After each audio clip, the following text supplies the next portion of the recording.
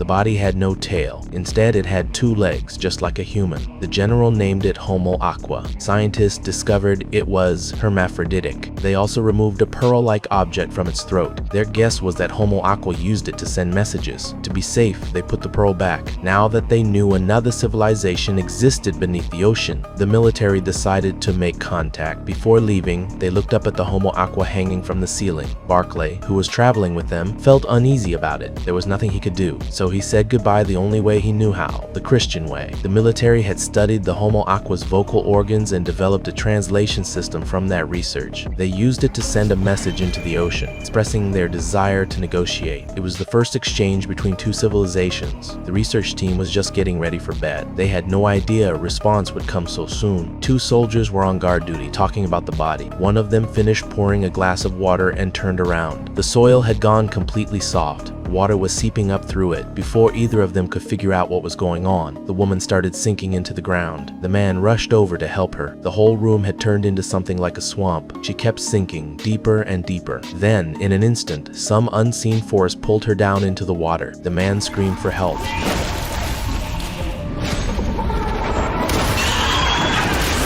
An alarm went off almost immediately. They quickly got dressed and headed to where the Homo aqua body was being kept. But when everyone walked in, the floor looked completely normal. Barclay noticed something was off right away. A steel pipe was sticking out of the ground. He pulled it out and took a closer look. It was actually a chair. The general tried reaching his 2 subordinates on the radio, but the voices were coming from underground. Corporal Morgan, Private Abdallah, please report your location. Everyone rushed to dig at the cracked spot. They quickly uncovered a hand. Then the investigation team spotted a humanoid figure by the shore. It was clearly a Homo aqua, but there was only one. It was probably a messenger sent to negotiate. The interpreter calibrated the equipment and the talks began. I represent the Unified Military Task Force of the Combined Nations of the Dry Lands of Earth, and I welcome you into diplomatic concord. At this point, Homo aqua began to speak as well. The meaning came through as, "Your people killed our companions." The general responded that they had also lost 2 soldiers on their side. He then proposed a ceasefire between the 2 groups. Homo aqua paused for a moment, then spoke again. He actually agreed to the ceasefire. Agreed.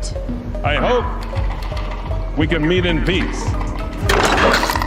Agreed. and learn from each other Agreed. and work to forge a friendship between the land and the sea. Is that agreed? Agreed. But we would talk to all your animals. Right after that, more Homo aqua started rising out of the ocean. The general quickly made it clear that humanity had no intention of starting a war. We wanted peace.